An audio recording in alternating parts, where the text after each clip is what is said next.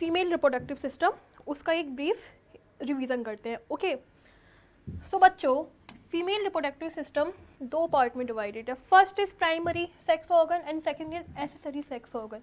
Primary को हमने necessary part कहा था और एसेसरी को हमने बोला था जो हेल्प करेगा। प्राइमरी के बिना फीमेल में रिप्रोडक्शन प्रोसेस पॉसिबल नहीं है। सो एक बार इसको देखते हैं कि इसमें हमने किसको रखा था। सो बच्चों, प्राइमरी सेक्स ऑर्गन में हमने कंसीडर किया था ओवरी को, जो क्या बनाएंगी, ओवा प्रोड्यूस करेंगी। ओवरी जो किसका सोर्स थी, ओवा का। ओवा is a female gamete and responsible for the reproduction in females. इसके बाद जो हमने देखा एसेसरी में हमने तीन पार्ट को डिवाइड किया। पहला था ductal system,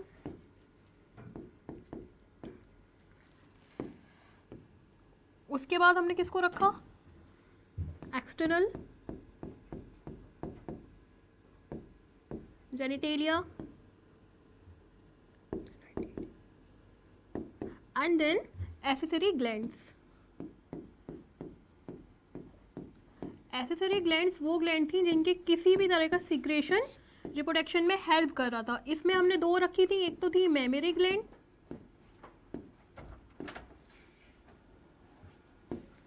and second is Bartholin gland, जो हमें कहाँ मिली थी, वजाइना के लेटरल साइड में। एक्सटर्नल जेनिटेलिया को हमने एक और वर्ड यूज़ किया था, क्या था बच्चों वो, वॉल्वा। ओके और डक्टल सिस्टम में क्या था, डक्टल सिस्टम में हमने मेनली रखा था फैलोपियन ट्यूब, जिसको हमने ओविडक्ट भी बोला, फैलोपियन ट्यूब। यूट्रस, यूट्रस को हमने और क्या बोला था, बूम, जहाँ पे फीटस का डेवलपमेंट लीड होगा। And then cervix. Okay, fallopian tube, uterus and cervix, ये हमने क्या एक ब्रीफ इसको डिवाइडेशन किया। अब हम देखते हैं कि आगे इसको डायग्राम बेसिस पे देखते हैं। तो in your NCERT this diagram is given, this is a female reproductive system. The first important thing कि ये प्रेजेंट कहाँ पे होगा, तो फीमेल रिप्रोडक्टिव सिस्टम यहाँ प्रेजेंट होता है बच्चों। और ये क्या है आपका पेल्विक रीजन, एब्डोमेन रीजन से थोड़ा सा नीचे हमको क्या मिलेगा, पेल्विक रीजन देखने को मिलेगा, जहाँ पे आपको ये फीमेल रिप्रोडक्टिव सिस्टम प्रेजेंट होगा। अब देखते हैं कि इसमें क्या क्या इंक्लूडेड है।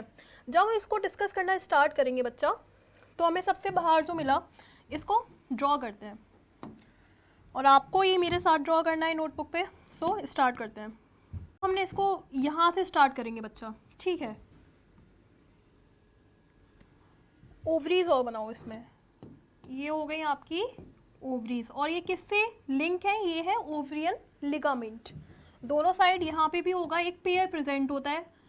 हमने प्रीवियस क्लास में इसको बहुत अच्छे से डिस्कस किया था, ये हम सिर्फ एक इंट्रोडक्शन रिवीजन के लिए डिस्कस करें। तो ये हमने क्या ड्रॉ किया, फीमेल रिप्रोडक्टिव सिस्टम।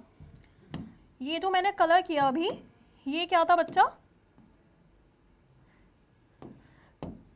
ये है ब्रॉड लिगामेंट। चलो, ये वाला पार्ट हुआ आपका ब्रॉड लिगामेंट। ओके, उसके बाद जब हमने ऊपर देखा तो ये क्या थी बच्चा, ओवरीज प्रेजेंट थी, जो किसका सोर्स है, ओवा का सोर्स है। अब ये कहाँ लिंक है, ऊपर लिंक है, यहाँ फिमरी पे लिंक नहीं होती। ये जिससे लिंक है इसको हमने क्या बोला, ओवेरियन लिगामेंट। ओके, इसको हमने ओवेरियन लिगामेंट बोला, और ब्रॉडर लिगामेंट को हमने क्या नाम दिया था, मीजोवेरियम। उसके बाद हम जब मूव किए तो हमें क्या मिले, फिंगर लाइक प्रोजेक्शंस मिले, जो इस तरह से ओवा के ऊपर ऐसे रहेंगे, और ये डिटेक्ट कर देंगे किस कब जिसमें से ओवा सेकेंडरी oocyte प्रोड्यूस हो, और हम इसको कैप्चर करके आगे ट्रांसफ़र कर दें। ओके, तो ये हमने यहाँ हमें क्या देखने मिले, फिमरी। उसके बाद फिमरी के बाद हम क्या, ये वाला जो रीजन था इसको हमने बोला इनफेंडिबुलम।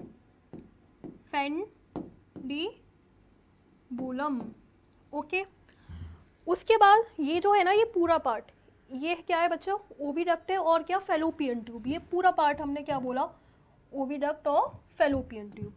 लेकिन ये ओविडक्ट ना 3 पार्ट में हमने फर्दर डिवाइड किया, ठीक है।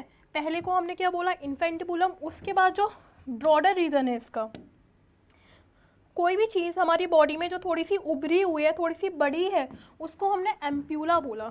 जैसे आपने डाइजेस्टिव सिस्टम में देखा था एम्प्यूला बेटर, सो ये भी क्या है, देखो ये ब्रॉडर पार्ट है, इसलिए हमने क्या बोला, एम्प्यूला बोला इसको। Ampulla is a main site of fertilisation. Okay, ampulla मिला।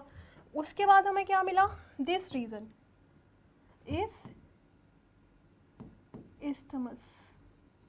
So these are the 3 part of fallopian tube. Okay. अब बच्चों यहाँ से एक क्वेश्चन बनता है, which part is proximal to uterus. तो कौन सा पार्ट है बताओ। प्रॉक्सिमल का मतलब क्या होता है, पास। तो पास में क्या है, isthmus. ओके, अगर ये बोलते हैं कि दूर कौन सा है, तो दूर कौन सा है बच्चों, infundibulum. Okay, and which is the site of fertilization. So ampulla is a main site of fertilization in fallopian tube. उसके बाद जब हम देखा, अब हम थोड़ा सा और अंदर आएंगे, तो हमें अंदर क्या देखने मिलेगा, यहाँ हमें देखने मिलेगा यूट्रस की बॉडी। ये देखो, ये क्या है, फंडस पार्ट। कोई भी चीज़ जो थोड़ी सी उभरी हुई है, जैसे आपने इस स्टमक में देखा था, हमने उसे 4 पार्ट में डिवाइड किया था, ठीक है। जो उभरा हुआ पार्ट ऐसे था ऊपर की साइड, उसको हमने क्या बोला, फंडस। तो वही चीज़ हमने क्या बोला, यहाँ पे फंडस बोला। उसके बाद ये हमें क्या मिलेगा, बॉडी देखने मिलेगी। और ये है क्या, यूट्रस है, जिसका दूसरा नाम क्या है, बॉम। ओके, उसके बाद ये ना बच्चा, ये लाइनिंग्स है, ये यूट्रस की लेयर है, जो मैं अभी आपको सेकंड स्लाइड पे एक्सप्लेन करूँगी। सी 1 मिनट, अब देखो, ठीक है। ये वाला जो पार्ट है, these are the layers of uterus. और उसके बाद जो हमें देखने को मिलेगा, यह ये क्या है, ये वाली जो साइड्स है ना बच्चा, these are the main site of implantation. जो इम्प्लांटेशन होगा, इम्प्लांटेशन इन्हीं साइड्स पे होता है, ये वाली जो साइड्स है, दीज, ये और ये। उसके बाद ये हमने देखा, ये जो नैरो पार्ट है, the narrow part present in the uterus है द ओपनिंग ऑफ यूट्रस, जिसको हमने क्या बोला, सर्विक्स, ठीक है। उसके नीचे जो हमें ये देखने मिला, ये क्या था, vagina. Vagina is the opening of uterus. क्या खुल रहा है यहाँ पे, यूट्रस, ठीक है। अब ये सर्विक्स प्लस वजाइना, ये दोनों मिलके क्या बनाएंगे बच्चा, ये दोनों फॉर्म करते हैं बर्थ कैनाल। जो बेबी का बर्थ होता है वो कहाँ से होगा, बर्थ कैनाल में, जिसमें आपके प्रीवियस ईयर में क्वेश्चन भी है, सर्विक्स और वजाइना रहेगा, यूट्रस नहीं होता। यूट्रस का सिर्फ काम क्या रहता है, उसको डेवलपमेंट में, इसका बेबी का डेवलपमेंट कराना, फीटस को डेवलप करना, उसका बर्थ में कोई भी रोल नहीं होता। उसके बाद जब हम देखेंगे, हमें ये मिला, तो ये क्या हो गया, एक पार्ट जो सेम ये इधर है, सेम बच्चा इधर रहेगा। इसकी टर्मिनोलॉजी कितने पेयर्स थे, एक ये हो गई और दूसरी ये हो गई, दीज आर ओवरीज, ठीक है। जब हमने मेस्ट्रुअल साइकिल में पढ़ेंगे तो क्या होगा, एक साइकिल में ओवर इस ओवरी से प्रोड्यूस होगा, दूसरी में यहाँ से प्रोड्यूस होगा। ओके, उसके बाद क्या देखा, सेम टर्मिनोलॉजी हम यहाँ यूज़ करेंगे। अब आते हैं हम एनसीईआरटी के डायग्राम पे। देखो, इसको हमने क्या बोला, ओवरी बोला। उसके बाद ये हमने क्या, फैलोपियन ट्यूब के 3 क्लासिफिकेशन किए थे। उसके बाद जब हम अंदर आए, uterine fundus, then cervix and cervical canal, vagina, and ये लेयर्स थी। अब हम एक बार लेयर्स को देखते हैं। आई होप ये आपको क्लियर होगा। So let's see the layers of uterus. See, there are the 3 layers present in uterus. So one by one let's discuss. इसको हम बोलेंगे, ये हमने बनाया अपना, इसका ये एक क्रॉस सेक्शन बनाते हैं, ठीक है बच्चा।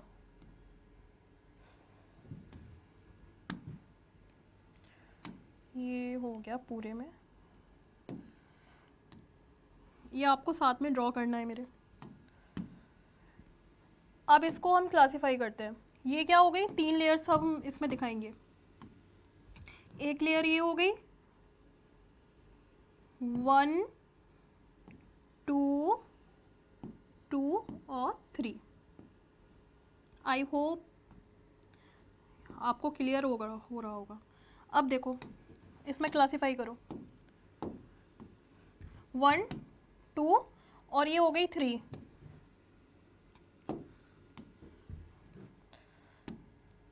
ठीक है, ये हो गई 3 लेयर। अब इनकी नेमिंग करो। The outermost layer is known as perimetrium.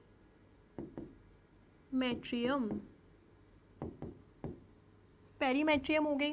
उसके अंदर जब हमने देखा तो हमें क्या देखने मिला, मायोमेट्रियम। तो myometrium is made up of smooth muscles and बच्चों this is a strongest muscles in female body. अब ये स्ट्रॉन्गेस्ट क्यों है और यहाँ पे ये क्यों प्रेजेंट है, क्योंकि बच्चा जब बेबी का बर्थ होता है तो क्या होता है, इतने सारे कॉन्ट्रैक्शंस होते हैं। तो उस कॉन्ट्रैक्शन को फेस करने के लिए this is a strongest muscles जो नेचर ने फीमेल बॉडी में यहाँ पे दी। उसके बाद हमने जो देखा, जो इनर मोस्ट थी उसको हमने क्या बोला, एंडोमेट्रियम। नाउ बच्चा, endometrium is further divided into 2 parts. Okay, पहले क्या होगी, stratum basalis and second is stratum functionalis. So this layer, stratum functionalis, is responsible for the menstrual cycle changes in females. जब फीमेल्स में जब menstrual cycle lead होती है, जब periods आते हैं तो जो रैप्चर होता है ना जिस लेयर का, वो ये वाली लेयर होती है बच्चा।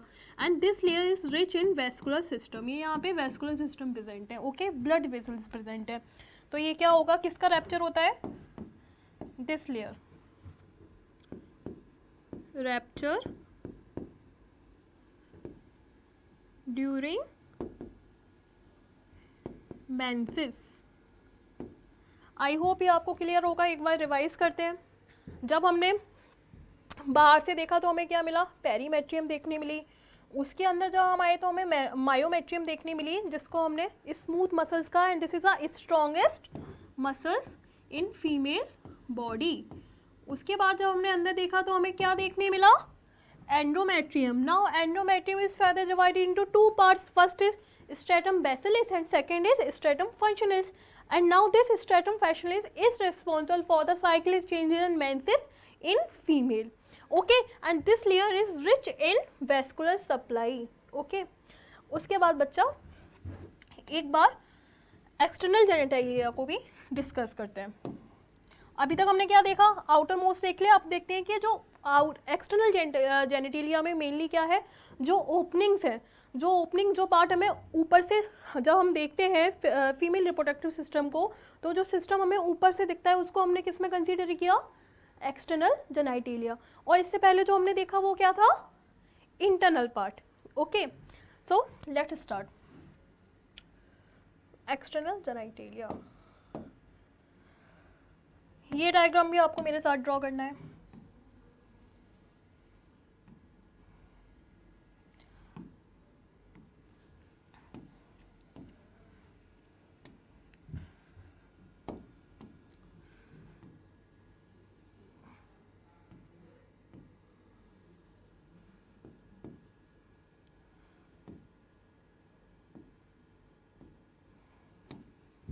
चलो स्टार्ट करें।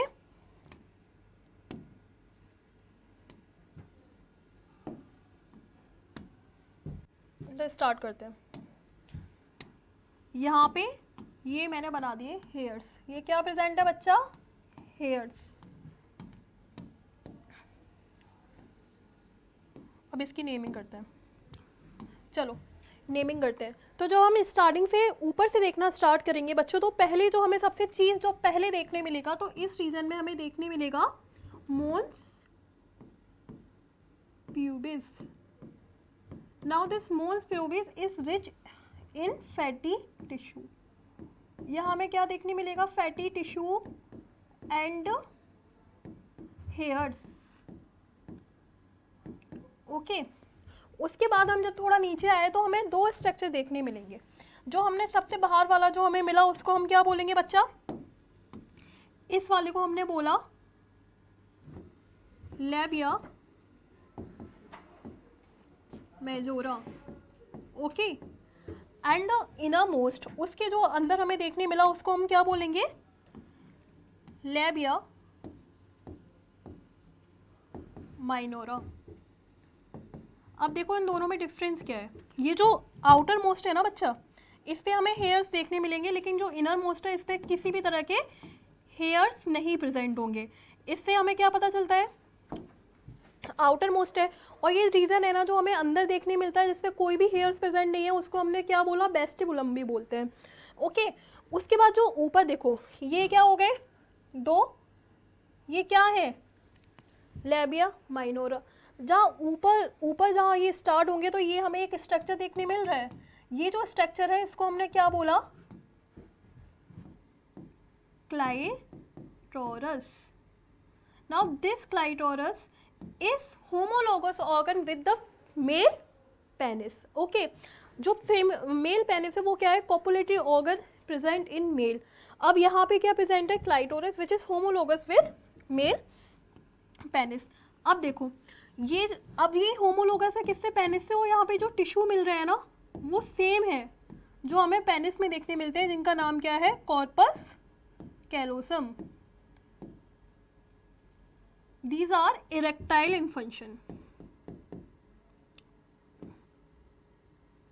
ओके, उसके बाद हम नीचे आए तो हमें क्या देखने मिला, दिस वन, ये वाला, ये और ये। ठीक है, यहाँ पे कितनी ओपनिंग है, 2 ओपनिंग प्रेजेंट है। तो इस ओपनिंग को हमने क्या बोला बच्चा, इसको हम बोलेंगे यूरिटरी मीटस।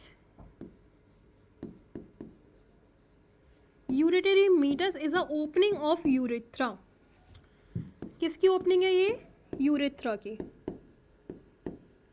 अब बच्चों ये यूरेथ्रा की ओपनिंग है, बट आपको पता है वन फैक्ट है, जो female reproductive system is more, मतलब बहुत जो यूटीआई इन्फेक्शन है, urinary track infection are more common in females. Why, क्योंकि मेल्स में क्या रहता है, जो यूरेथ्रा का साइज है वो रहता है 12 to 15 centimetre, where in female this is shorter in length.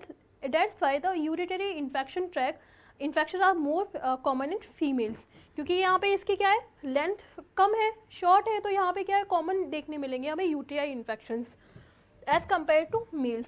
उसके बाद हम जब नीचे आए बच्चा, तो हमें क्या देखने मिलेगा, यहाँ हमें देखने मिली वजाइना। अभी वजाइना किसकी ओपनिंग है बच्चा, vagina is a opening of uterus, और जिसको हमने क्या बोला था, जो चाइल्ड का बर्थ है वो यहीं से होगा। उसके बाद हम जब और नीचे आए तो हमें क्या देखने मिला, यहाँ पे दिस वन। अब ये ना कोई ओपनिंग नहीं है, तो इसको हम दूसरे कलर से करते हैं।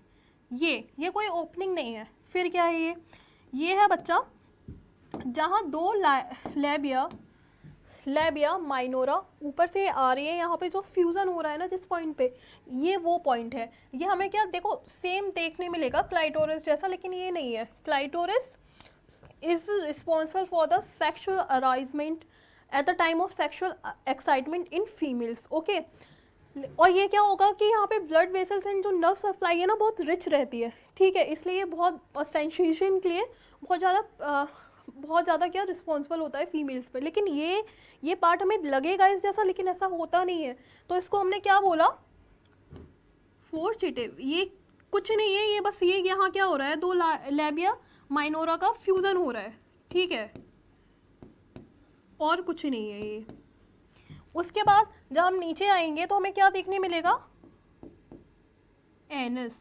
अब एनस क्या है, anus is the opening of alimentary canal, जो हमने कहाँ डिस्कस किया था, डाइजेस्टिव सिस्टम में। ओके, अब हमें यहाँ कितनी ओपनिंग देखने मिली, 1 2 एंड 3, नेमिंग कर दें, 1 2 और ये क्या हो गई, 3 हो गई। अब देखो यह एक और चीज़ प्रेजेंट थी, अगर आपको याद हो तो, वो क्या था मैम, वो ये था बच्चा, लेट्स कलर चेंज करो, ये यहाँ ये जो हमें देखने मिलेंगे लेटर साइड टू वजाइना, ये दो स्ट्रक्चर क्या है बच्चा, इनको हमने बोला था Bartholin gland, Bartholin gland. Now this Bartholin gland are, अब इनका फंक्शन क्या है, बार्थोलिन ग्लैंड्स का फंक्शन है at the time of sexual contact ये क्या करती हैं, ये लुब्रिकेशन प्रोड्यूस करती हैं। The function of Bartholin gland is produce lubricant which is alkaline in nature. ठीक है, इन तो मेन फंक्शन क्या रहेगा इनका, लुब्रिकेशन। ओके, ये हमने क्या देखा, एक्सटर्नल जेनिटलिया, तो हम प्रीवियस ईयर का हम डिस्कस कर चुके हैं। ओके, अब हम देखते हैं the main topic of today. अभी ओवरी का एक क्रॉस सेक्शन और देखो, क्या प्रेजेंट थी, ओवरी भी प्रेजेंट थी ना वहाँ पे। तो यहाँ देखो, इस पूरे रीजन को हमने क्या बोला, इस पूरे को हमने बोला स्ट्रोमा, स्ट्रोमा बोला। लेकिन ये जब हम अंदर जाएंगे तो हमने इसको दो पार्ट में डिवाइड किया, जो आउटर मोस्ट है उसको हमने क्या बोला, कॉर्टेक्स बोला, और जो अंदर वाला है उसको हमने क्या बोला, मेड्यूला बोला। अब देखो, अब ये क्या है कि जो मेड्यूलर रीजन है ना, यहाँ पे क्या होगा, ब्लड सप्लाई होगी, ब्लड वेसल्स प्रेजेंट होंगी, लिम्फ वेसल्स प्रेजेंट होंगी। ओके, और ये किसका बना हुआ है, स्मूथ मसल्स का। स्मूथ मसल्स का क्यों, हम अपनी ओवरीज को मूव कर सकते हैं क्या, नहीं कर सकते, जैसे अपने हार्ट को नहीं कर सकते वैसे ही, इसलिए यहाँ पे कौन सी मसल्स प्रेजेंट है, स्मूथ मसल्स प्रेजेंट है। ओके, उसके बाद जब हम बाहर आए, जो कौन सा रीजन है, कॉर्टेक्स रीजन। कॉर्टेक्स रीजन में हमें क्या देखने मिलेगा बच्चा, यहाँ प्रेजेंट होंगी oogoneum cells, these are the oogoneum sales,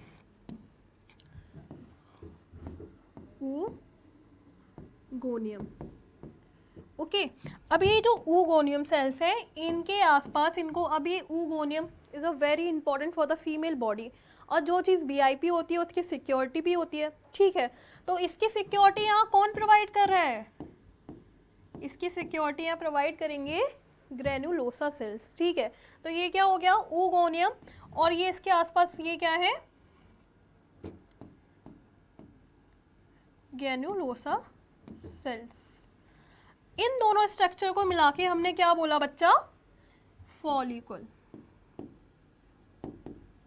ठीक है, तो ऐसे स्ट्रक्चर ये कहाँ प्रेजेंट होंगे, इस पूरी ओवरी में ये इस तरह के स्ट्रक्चर प्रेजेंट होंगे।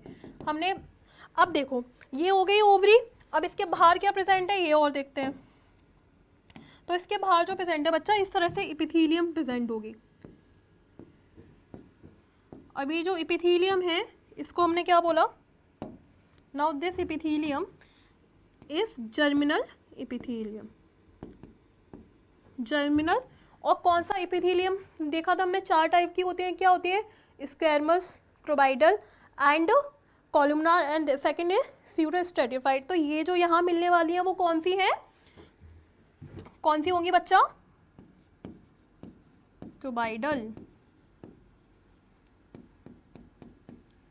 इपिथीलियम।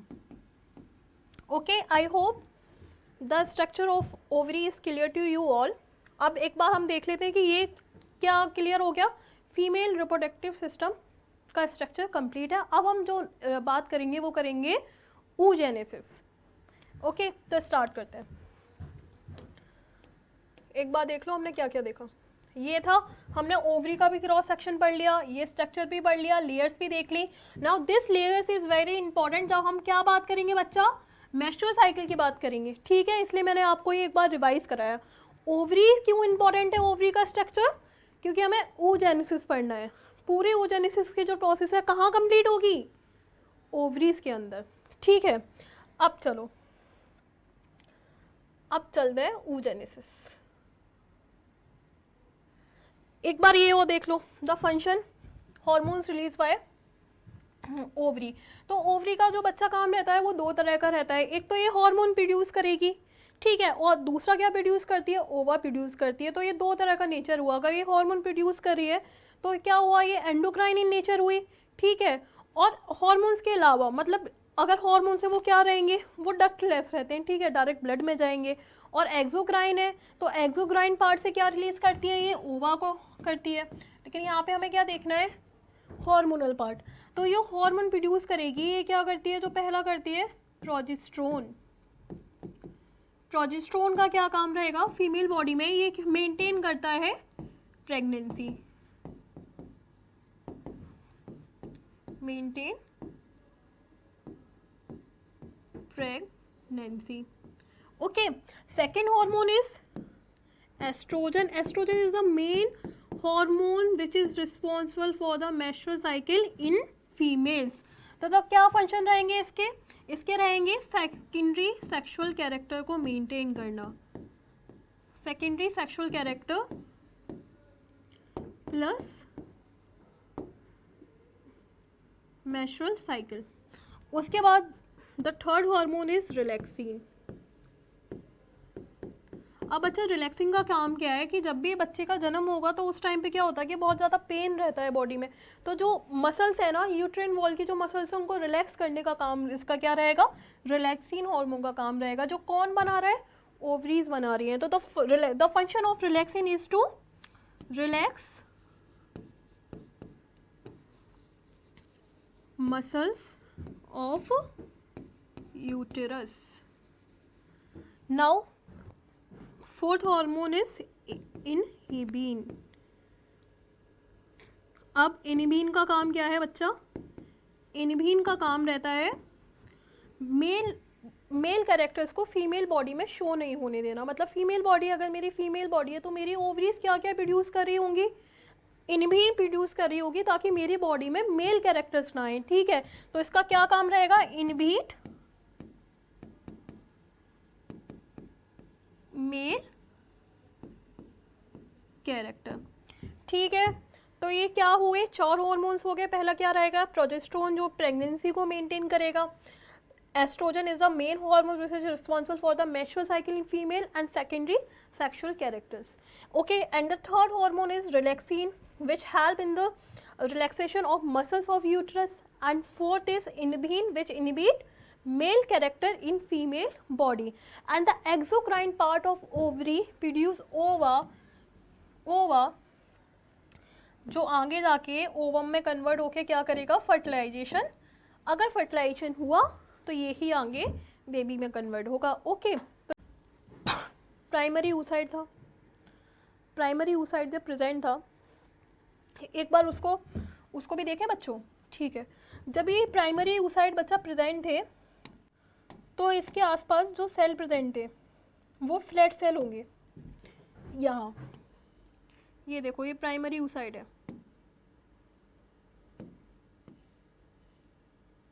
ठीक है। प्राइमरी oocyte बनाया हमने। जो प्राइमरी oocyte है ये इस पे ना, ये क्या है, फ्लैट सेल्स है। अब ये फ्लैट सेल्स है, ये फ्लैट सेल्स है। इससे पहले भी एक चीज़ है, इसको देखो पहले, ये क्या है,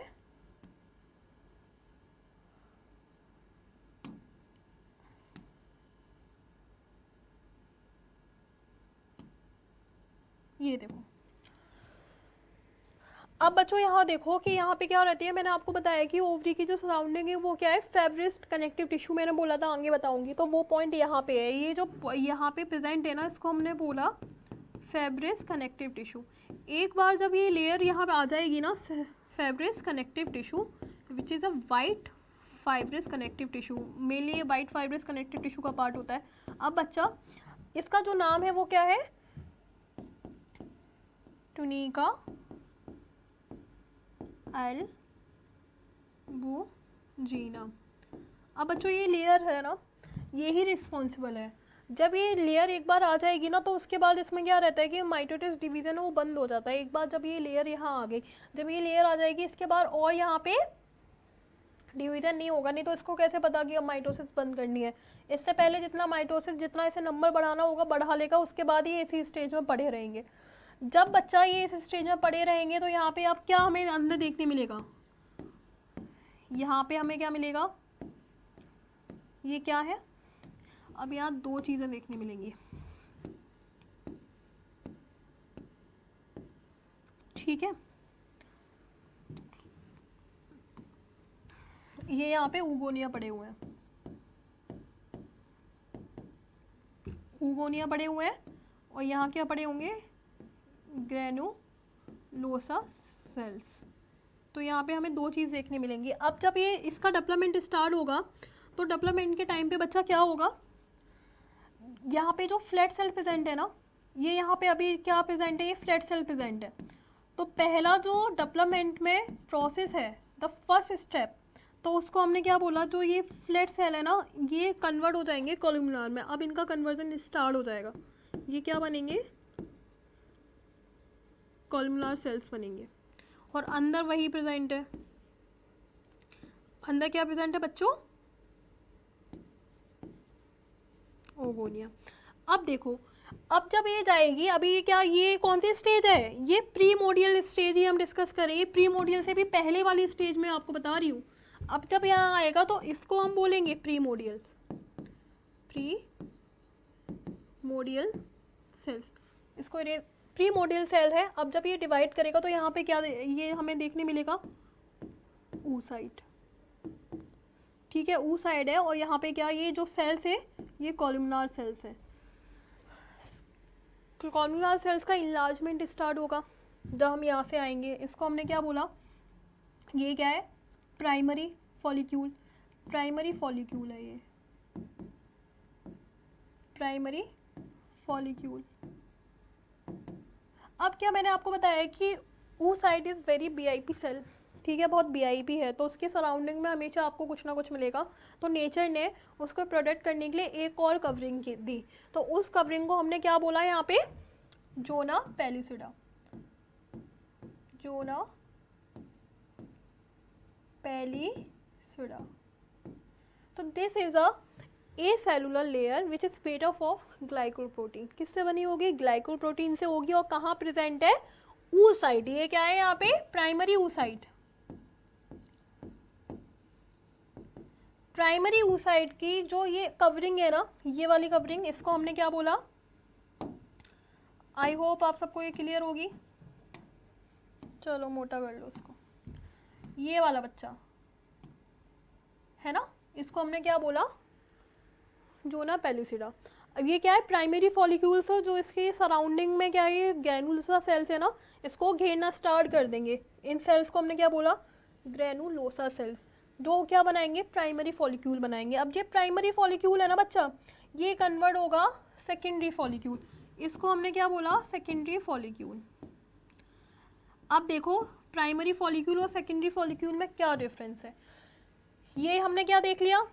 जोना पेलिसिडा ये ही है, इसको मार्क कर दो। प्राइमरी oocyte ये है, इसको मार्क कर दो। यहाँ चेंज क्या है? जो आउटर लेयर है ना, अभी आउटर लेयर, एक तो इनर लेयर बन चुकी थी जिसको हमने क्या बोला? जोना पेलिसिडा बोली। अब जो आउटर लेयर यहाँ बनेगी इसको हमने क्या बोला? Theca sales. अब ये थीका सेल्स के अंदर जो ये सेल पड़े हुए हैं ना, इनको बोलेंगे हम ग्रेनुलोसा सेल्स, जो रैपिडली डिवाइड करना स्टार्ट कर देंगे। Granulosa cells. अब ये डिवाइड कर रहे हैं ना, डिवाइड कर रहे हैं, ओके। ये क्या हो गया? Secondary follicle. और सेकेंडरी फॉलिक्यूल से जब हम टर्शियरी फॉलिक्यूल में जाएंगे तो हमें क्या चेंजेस देखने मिलेंगे?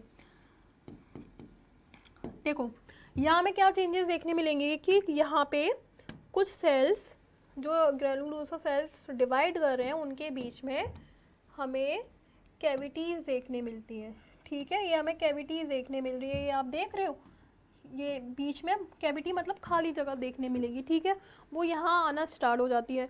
एक तो चेंज ये हो गया कि हमें यहाँ कैविटीज़ देखने मिलेगी, ठीक है। और सेकंड, दूसरा चेंज क्या है बच्चा यहाँ पे इस स्टेज में, कि जो थीका लेयर थी ना बच्चा, ये थीका सेल्स डिवाइड कर जाएगा। डिवाइड करके क्या बना लेगा, ये 2 लेयर बनाएगा, एक तो पहले से थी और ये दूसरी बन गई, ये देखो, ठीक है। अब क्या हो गया, 2 में डिवाइड हो गया। सी, जो ये इनर मोस्ट थी उसको हम क्या बोलेंगे, थीका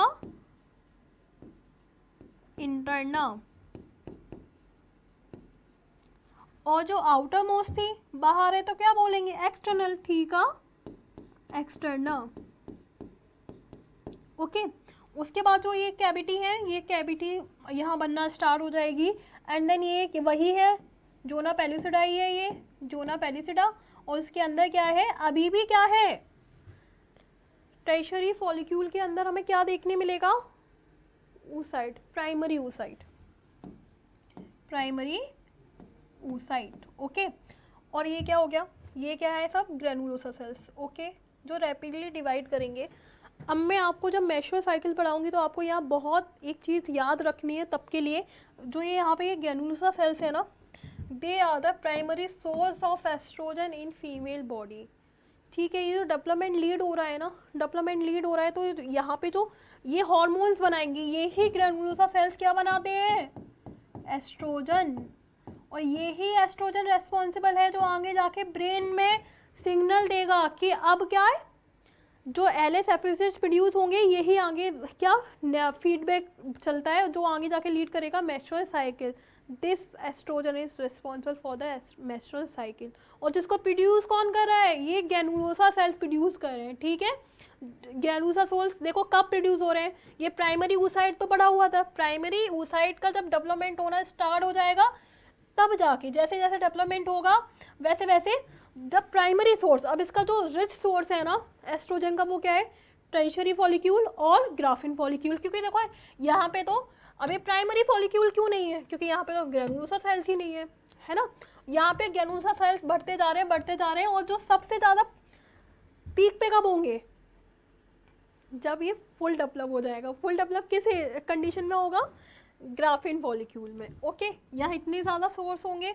अब देखो, मैंने आपको बताया है जो पहली वाली स्टेज थी, पहली वाली स्टेज में हमें क्या देखने मिल रहा था, कैविटीज़ देखने मिल रही थी सेल्स के बीच में।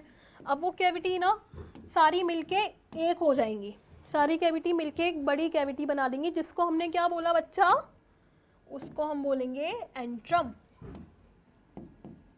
Okay, this cavity is known as antrum. अब एंट्रम है, अब देखो ये क्या है, Graafian follicle. Point to be noted, ये क्या है, ग्राफिन फॉलिक्यूल, और इसका जो नाम है ना, आपको लग रहा होगा इसे हम टर्शियरी फॉलिक्यूल क्यों नहीं कहा, वो क्यों नहीं कहा, जो साइंटिस्ट ने इसे डिस्कवर किया था उसके नाम पे हमने इसका नाम रखा ग्राफिन फॉलिक्यूल। उसके बाद यहाँ ये हमें क्या देखने मिलेगा, सेकेंडरी oocyte। तो ग्राफिन फॉलिक्यूल से क्या रिलीज होगा बच्चा, सेकेंडरी oocyte। ये क्या है, सेकेंडरी oocyte है। अब देखो, मैंने बताया कि हमेशा इसको कुछ ना कुछ घेर के ही रखता है, ये कभी अकेला नहीं मिलेगा आपको, क्योंकि ये से इतनी फीमेल्स में रहती है ना, बहुत ज़्यादा टॉकेटिव नेचर होता है, बहुत ज़्यादा बात करनी है, तो इसको हमेशा बात करनी है, या हमेशा किसी को अपने आसपास रखेगी बात करने के लिए। ठीक है, कि देखो मेरे साथ ऐसा ऐसा हुआ था, जब मैं प्री फेटल लाइफ में थी, मुझे यहाँ अरेस्ट किया गया। ठीक है, अब ये क्या हुआ कि यहाँ पे जो सेल्स इसे घेर के रखे हैं ना, लेयर्स, वही लेयर्स प्रेजेंट होंगी जो पहले प्रेजेंट थी। बाहर वाली क्या थी, बाहर वाली वही लेयर थी बच्चा, एक्सटर्ना। ठीक है, एक्सटर्ना हो गई, उसके एक्सटर्ना, इंटरना, और ये कौन सी है, एक और है यहाँ पे, मेम्ब्रेस ग्रेनुलोसा। ओके, अंदर हमें जो कैविटी देखने मिली वो क्या है, एंट्रम है। सेकेंडरी oocyte है। अब ये सेकेंडरी oocyte के ऊपर कुछ सेल्स हैं, कुछ सेल नीचे हैं, तो ऊपर वाले जो सेल्स हैं उसको हमने क्या बोला, जर्म हिल। जो आगे जाके अगर फर्टिलाइजेशन लीड होगा तो जो एंडोमेट्रियम से जाके फ्यूज होंगे वो यही सेल्स हैं, जर्म हिल वाले, जिसको हम बोलते हैं। ठीक है, और नीचे वाले क्या है, नीचे वाले सेल्स को हम बोलते हैं कॉर्पस। ओके, तो ये क्या हो गया, ये सेल से हमने देखा। अब ये क्या कि पूरा डेवलप कर चुका है, और ये सबसे ज़्यादा जो एस्ट्रोजन प्रोड्यूस होता है वो ग्राफिन फॉलिक्यूल से प्रोड्यूस होगा, जो आगे जाके मैं आपको मेसोसाइकिल में बताने वाली हूँ किस तरह से इसकी सिग्नलिंग होगी। लेकिन यहाँ देखो कि ग्राफिन फॉलिक्यूल है, पूरा डेवलप हो चुका है, अब क्या होगा कि इसके अंदर इतना प्रेशर जनरेट हो रहा है ना, कोई चीज़ है, एक मैक्सिमम कैपेसिटी है, एक पानी की बोतल है, आप कितना पानी भर सकते हैं, एट द टाइम वो फट जाएगा ना, बैलून में कितनी गैस आ सकती है, तो वो प्रेशर जनरेट करेगी, बाहर निकालो इसको, बहुत बात करती है, ठीक है। जो बहुत ज़्यादा टॉकेटिव होता है इसे क्लास से निकाल दिया जाता है, इसे निकाल दिया गया क्लास से कि बाहर निकलो तुम। जब ये बाहर निकलेगी बच्चा, तो ये जो पूरा ये है आउटर, अब ये बेशक बहुत ज़्यादा बात करती थी, लेकिन घर की तो लाडली थी ना, है ना, बहुत ज़्यादा बात करती थी, तो पीछे क्या है, ये जो इसकी फैमिली थी वो पीछे ही रह गई, जो पीछे फैमिली रह गई ना इसकी, ये अब किस में कन्वर्ट हो जाएगी, कॉर्पस लूटियम में। अब ये प्रोसेस पूरी कहाँ चल रही है, ओवरी के अंदर ही चल रही है, ये ओवरी में पड़ा रह जाएगा, ठीक है। ये पूरा किस में बन जाएगा, कॉर्पस लूटियम। और ये क्या है, सेकेंडरी oocyte, कि तुम सब मुझसे बहुत परेशान हो, मैं जा रही हूँ छोड़ के। जब ये बॉडी से निकाल दी जाएगी, अब ये क्या मैच्योर एज आ चुकी है, इनकी मैच्योर एज हो चुकी है, तो ये अपने लिए पार्टनर ढूंढने गई हैं बाहर। जब ये पार्टनर ढूंढने जाएंगी तो फैमिली को पीछे छोड़ जाती हैं, ठीक है। फैमिली वेट करेगी कि वापस आएगी, या अपना कोई लेटर भेजेगी या फ़ोन से कॉन्टेक्ट करेगी। अगर ये फ़ोन से कॉन्टेक्ट करेगी, ठीक है, तो इसको पता चल जाएगा कि प्रेगनेंसी लीड हो गई है, ठीक है, ये अपने पार्टनर से मिल ली है, ओके, ये अपने पार्टनर से मिल लिया और फर्टिलाइजेशन लीड हो गया है, तो ये इसके लिए सोर्स बनेगा। फैमिली इज ऑलवेज बैकअप, हमेशा हमारी हेल्प करती है, तो वही चीज़ यहाँ पे है, जो घर पीछे छोड़ के आई है ना, ये कॉर्पस लूटियम, ये इसका क्या सोर्स बनेगा, प्रोजेस्टेरोन का, ठीक है। इतनी ज़्यादा पढ़ी लिखी नहीं थी, तो फैमिली इसे सपोर्ट करती रहेगी, ठीक है। अब वो सपोर्ट किस फॉर्म में करती है, ये प्रोजेस्टेरोन हार्मोन बनाने के लिए, विच इज प्रोजेस्टेरोन क्या मेंटेन कर रहा था, प्रेगनेंसी। पी से प्रोजेस्टेरोन, पी से प्रेगनेंसी, और पी से ही प्यार। इसी प्यार की वजह से तो ये फैमिली इसको सपोर्ट कर रही है, इतना गलत करने के बाद भी, घर छोड़ के गई थी। अभी क्या कि इसको हमेशा सपोर्ट करेगी ये। जब फर्टिलाइजेशन लीड हो जाएगा, ये अपने पार्टनर से मिल लेगी, कि ये अपने घर पे मैसेज भेजेगी कि आई एम सेफ। जब ये सेव करेगी तो ये इसको फाइनेंशियली सपोर्ट करेंगे, बाय द प्रोड्यूस करेंगे क्या, प्रोजेस्टेरोन, जो प्रेगनेंसी में सपोर्ट करेंगे 9 मंथ का। ये क्या करेगा, इनिशियल फेज में प्रोजेस्टेरोन प्रोड्यूस करेगा, उसके बाद तो ये सेल्फ इंडिपेंडेंट हो जाएगी, प्रेजेंटा फॉर्म हो जाएगा। उसके बाद प्रोजेस्टेरोन कौन प्रोड्यूस करेगा, प्रेजेंटा। अगर ऐसा नहीं हुआ बच्चों, फर्टिलाइजेशन हर मेसोसाइकिल के बाद तो नहीं होता, अगर ऐसा नहीं होता तो जनरली क्या होता है, ये है तो बेचारी छोटी ना, 11-12 साल की छोटी है उस। अब अगर ये क्या होगा कि अगर इसे नहीं सपोर्ट मिलता, इसे अपना पार्टनर नहीं मिलता, इसे अगर अच्छे लोग नहीं मिलेंगे, तो क्या हो जाएगा, ये खो जाएगी। और इसे क्या कि अपनी फैमिली से झूठ बोला है, सब कुछ छोड़ के आई है, तो ये वापस भी नहीं जाती ना फैमिली से कोई कांटेक्ट करेगी, ठीक है। तो इधर ये डीजनरेट कर जाएगी, डीजनरेट मतलब डेथ। जो वहाँ पे बुरे लोग हैं ना, माइक्रोफेज प्रेजेंट है, कहाँ पे ये प्रोड्यूस हुई है, देखो मैं आपको पहले ये दिखाती हूँ। देखो यहाँ, ये मैं मेसोसाइकिल में एक्सप्लेन करूँगी, बट एक बार डेवलपमेंट पढ़ लो। ये यहाँ से गई और यहाँ से जाने के बाद बच्चा, अगर इसे यहाँ नहीं मिले, अच्छे लोग नहीं मिले, अच्छे लोग मिलेंगे तो क्या होगा, फर्टिलाइजेशन आगे लीड होगा, हाँ फर्टिलाइजेशन होगा आगे, ठीक है। और ये यहाँ पे जाके इम्प्लांटेशन हो जाएगा। अगर ऐसा नहीं हुआ बच्चा, अगर ऐसा नहीं होता है, तो क्या होगा कि ये यहाँ पे जाएगी ना, यहाँ पे जो फेलोपियन ट्यूब है, यहाँ पे माइक्रोफेज प्रेजेंट होंगी, जो इसको मार देंगे, ठीक है, मार देंगे। तो जो मार देंगे ना यहाँ पे, तो इसका क्या हो जाएगा, डीजनरेशन हो जाएगा, सेकेंडरी oocyte वहीं मर जाएगा, और कोई कांटेक्ट नहीं कर पाएगा इधर अपनी फैमिली से। ये इसकी फैमिली थी ना, कॉर्पस लूटियम है ना, कॉर्पस लूटियम जो छोड़ के आया था, तो वो भी डीजनरेट कर जाता है, ठीक है। अगर बुरे लोग मिले, डीजनरेशन हो गया, माइक्रोफेज मार देंगे। सिर्फ 24 हावर्स इसकी लाइफ साइकिल रहती है, 24 हावर्स के लिए रहेगा यहाँ पे। अगर 24 हावर्स के अंदर ऐसा नहीं हुआ तो इसकी क्या डेथ है, उसके बाद फर्टिलाइजेशन लीड नहीं होगा। तो इधर इसके दुख में कॉर्पस लूटियम भी मर जाता है, उधर oocyte की भी डेथ। ओके, और जिसकी वजह से क्या होगा यहाँ पे, जिसकी वजह से क्या होता है बच्चा, अब ये सब इतना सब कुछ बुरा हो रहा है इसके साथ, तो क्या होगा, ये जब स्टोरी सुनाई जाएगी तो एंडोमेट्रियम की जो वॉल है वो रैप्चर कर जाएगी, इतना दुख है कि रोने लगेगी। तो ये जो क्या लीड करेगा, मैच्योरल फेज, ठीक है, लीड टू ब्लीडिंग। यहाँ से ब्लीडिंग फेज स्टार्ट हो जाएगा, जो कब तक रहेगा, 1 से लेके 3 दिन तक, और मैक्सिमम 5 डेज तक रहता है, ठीक है। अगर फर्टिलाइजेशन, एक केस तो हमने ये बोला कि बुरे लोग मिलेंगे डीजनरेट कर जाएगी, दूसरा होगा अगर अच्छे लोग मिले तो क्या होगा कि यहाँ से पूरा ट्रैवल करके जाएगी, उसके बाद कि हाँ चलो घूमने चलते हैं। तो जब ये ट्रैवल करके जाएगी ना बच्चा, तो यहाँ ट्रैवल करके जाएगी, यहाँ फर्टिलाइजेशन हो जाएगा, यहाँ फर्टिलाइजेशन हो जाएगा, यहाँ कुछ दिन रुक के यहाँ जाके एंडोमेट्रियम में जाके फ्यूज, और क्या हुआ, फर्टिलाइजेशन लीड होगा, और ये अपने घर पे सिग्नलिंग भेजेगी कि yes mom I am safe, मैं, आप टेंशन मत लो, मैं सेफ हूँ। तो ये क्या रहेगा, प्रोजेस्टेरोन का सोर्स रहता है क्या 10 से 15 दिन तक। उसके बाद तो क्या कि सेल्फ इंडिपेंडेंट हो जाते हैं, जॉब ढूंढ लेते हैं, और वो जॉब क्या है, यहाँ पे प्रेजेंटा जो फॉर्म होगी ना, वही एंडोक्राइन ग्लैंड की तरह काम करेगी और प्रोजेस्टेरोन प्रोड्यूस करेगी कि अब हमें आपकी ज़रूरत नहीं है, ठीक है। ओके, प्रोजेस्टेरोन के सोर्स है, और जिसको देखो ये भी, जिसको हमने येलो बॉडी बोला। अब बच्चों ये क्या है, देखो यहाँ पे 3 स्ट्रक्चर हैं, ये आपको पूरी क्या ग्रोथ पढ़ाई गई है। ये क्या है बच्चा, ये क्या है, प्राइमरी, सेकेंडरी, टर्शरी, ग्राफियन। ये ग्राफियन हो गया, और ये ग्राफियन का क्या हो गया, ओवल्यूशन वाला स्टेज हो गया, रैप्चर होके जब बाहर निकला ना। अब इसके बाद देखो ये जो कॉर्पस लूटियम है ना, कॉर्पस लूटियम के 3 फेज रहते हैं।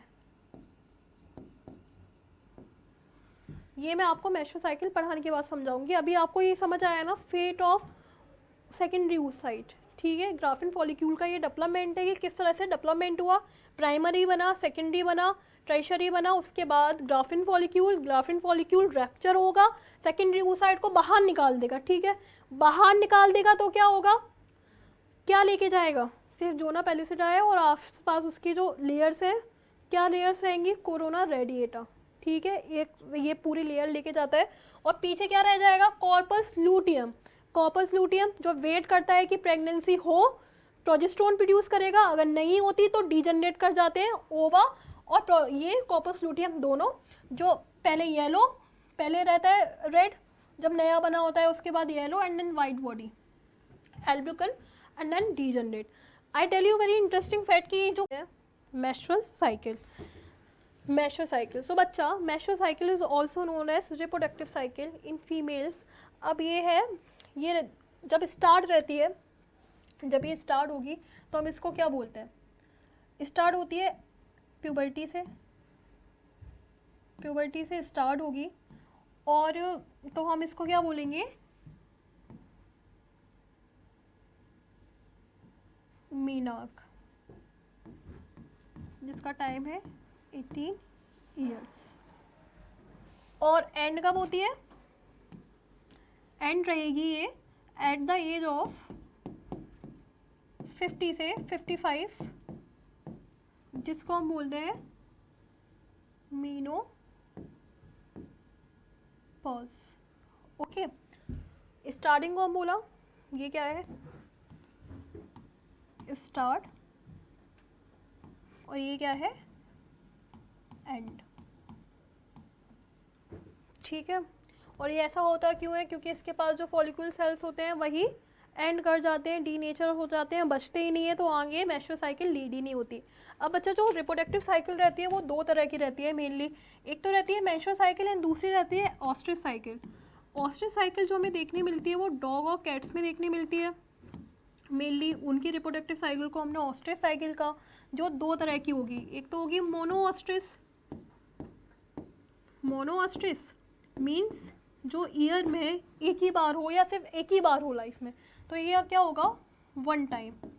And then the influence of hormones और इन्वायरमेंटल फैक्टर्स और पॉलीयूट्रस. ओके, जो मंथली और बार बार भी हो सकती है, मतलब ज़्यादा टाइम रहेगी, उसको बोलते हैं पॉलीयूट्रस. अब हम बात करते हैं, मेनली हमारा जो टॉपिक है वो है मेंस्ट्रुअल साइकिल. अब देखो, एक बार एनसीईआरटी देख ले क्या लिखा है एनसीईआरटी में. चलो एनसीईआरटी हम बाद में देखेंगे, पहले हमें इसको डिस्कस करना है. चलो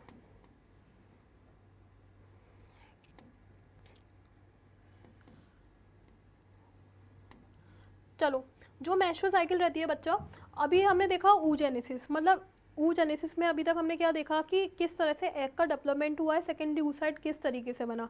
अब हम देखेंगे कि अगर मेंस्ट्रुअल साइकिल को लीड करना है तो आगे कौन कौन से हार्मोन्स वहाँ प्रेजेंट होंगे, कैसे साइकिल चलती है.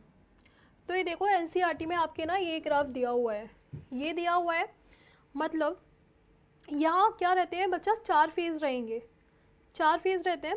अब ये स्टार्ट करो, चलो स्टार्ट करते हैं. ये आपके सेल्स हैं जो पड़े हुए हैं, जो यहाँ पड़े हुए हैं, ये सेल्स पड़े हुए हैं.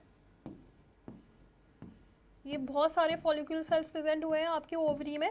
ओवरी में ये सेल प्रेजेंट है, प्राइमरी oocyte की कंडीशन में प्रेजेंट है.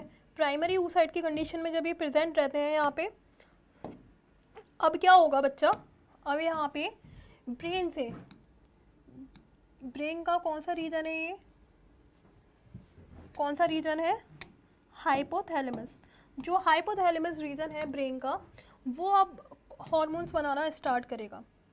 ब्रेन से कौन से हार्मोन प्रोड्यूस होंगे,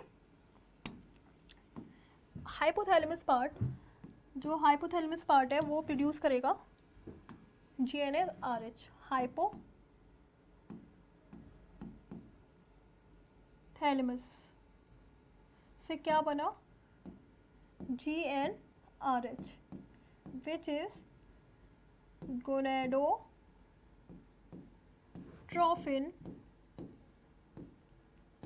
releasing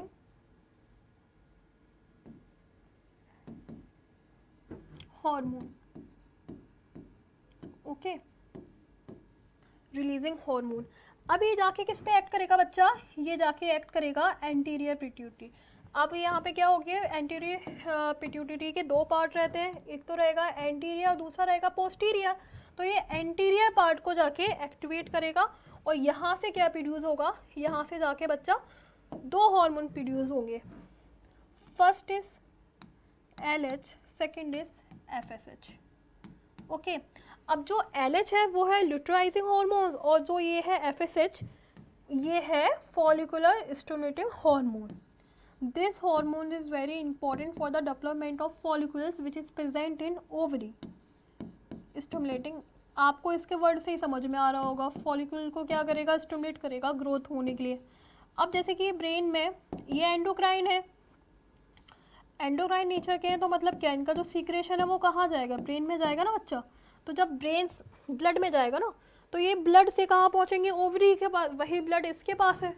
ठीक है, तो जब ये कहाँ पहुँचेंगे, ब्लड से ओवरीज के पास, तो इसको डिटेक्ट होगा. अभी क्या, इसकी ग्रोथ स्टार्ट कर देगा, इनकी ग्रोथ स्टार्ट करेगा. ये जो प्राइमरी oocyte, ये फॉलिकुलर सेल्स प्रेजेंट है ना, अब इनमें क्या, एक ओवरी में कितने प्रेजेंट हैं, 60 से लेके 80,000. ठीक है, अब जाके स्टिमुलेट कितने को कर पाएगा, 15 से 20, 15 से 20. अब इनमें क्या, जैसे कि हम स्पर्म्स में पढ़ते हैं ना कि फर्टिलाइजेशन के लिए एक रेस रहती है कि जो सबसे पहले पहुंचेगा वो लीड करेगा फर्टिलाइजेशन. ऐसे ही आप देखिए कि फीमेल्स में रहता है कि सबसे पहले, अब ये 15 से 20 है ना, इसको इसने स्टिमुलेट कर दिया. ठीक है, 15 से 20 फॉलिकुलर्स जो स्टिमुलेट हुए ना FSH से, ब्रेन से आया.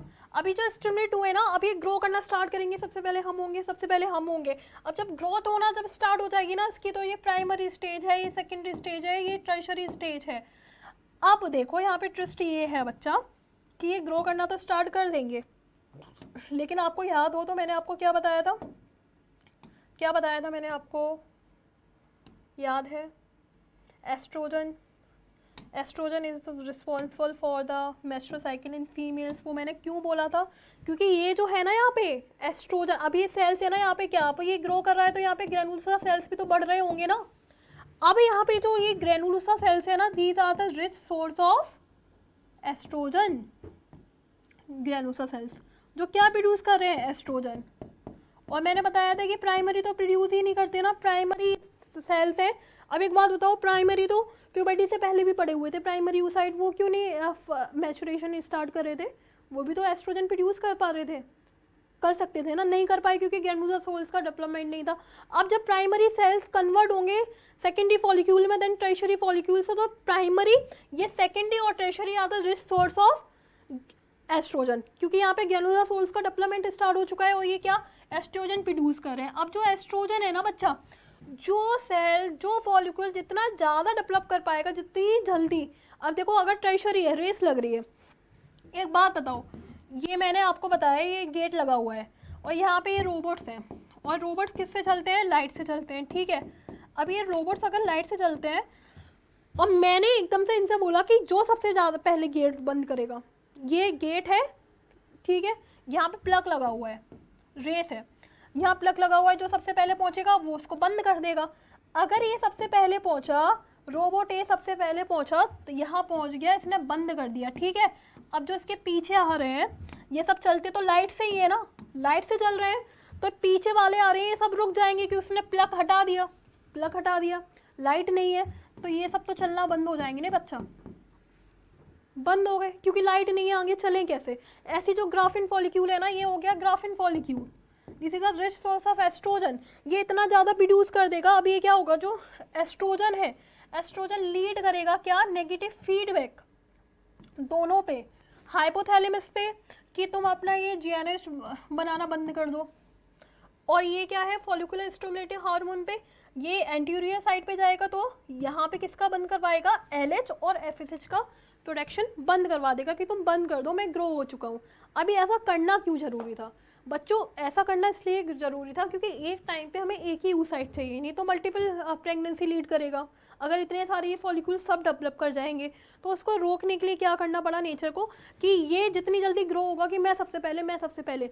अब एक बात बताओ, ये ग्रो कर रहा है, ठीक है, ये एस्ट्रोजन इतना प्रोड्यूस कर रहा है, ये तो डेवलप हो चुका है, ठीक है, ये डेवलप हो चुका है, ये अपनी फैमिली पर डिपेंड नहीं है कि खाना दे या नहीं देंगे तब भी मैं कमा के खा लूँगा, ऐसा हो गया है इसके साथ। लेकिन जो इसके पीछे छोटे भाई बहन हैं उनको तो चाहिए ना, वो तो कुछ तो ऐसे हैं कि अभी भी कुछ ब्रेस्ट फीडिंग कर रहे हैं, तो वो तो डेवलप है ना पेरेंट्स पे। लेकिन इसने जाके क्या किया कि यहाँ से खाने का सोर्स ही बंद कर दिया, ऊपर से एफएसएच नहीं आएगा, एफएसएच नहीं आएगा तो इनकी ग्रोथ नहीं हो रही है। अब जो इनकी ग्रोथ नहीं हो रही है, जो पीछे रह गए हैं प्राइमरी सेकेंडरी टर्शरी स्टेज में, अब वो क्या रहेगा, ये तो ग्रो हो चुका है, अभी एफएसएच पे डिपेंडेंट नहीं है ग्रोथ के लिए, ये फुल डेवलप हो चुका है, ठीक है। तो अगर एस्ट्रोजन आना बंद हो जाएगा तब भी ये ग्रो कर जाएगा, ठीक है, ये वाला ग्रो करेगा लेकिन ये ग्रो नहीं करेंगे। तो ये जब नेगेटिव फीडबैक लूप करेगा, नेगेटिव फीडबैक, तो ये पीछे वाले जो 15 से 20 डेवलप हुए थे ना, इनको क्या करना पड़ेगा, अब ये ना तो इधर के रहे ना उधर के, क्योंकि सेकेंडरी और टर्शरी स्टेज में है, तो ना प्राइमरी में भी नहीं कन्वर्ट हो सकते और इनके पास रिसोर्सेज नहीं है, तो आगे जाके ग्राफियन में भी नहीं कन्वर्ट हो सकते। तो ये क्या करेगा कि इनको डीजनरेट करना पड़ेगा, फिर से डीजनरेशन, फिर से इनकी डेथ, मतलब एक साइकिल में कितने सारे फॉलिक्यूल वेस्ट हो रहे हैं।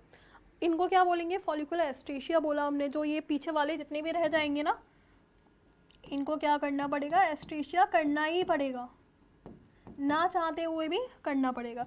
सिर्फ एक जाके क्या होगा, ग्राफिन फॉलिक्यूल में कन्वर्ट होगा, जो आगे जाके सेकेंडरी oocyte को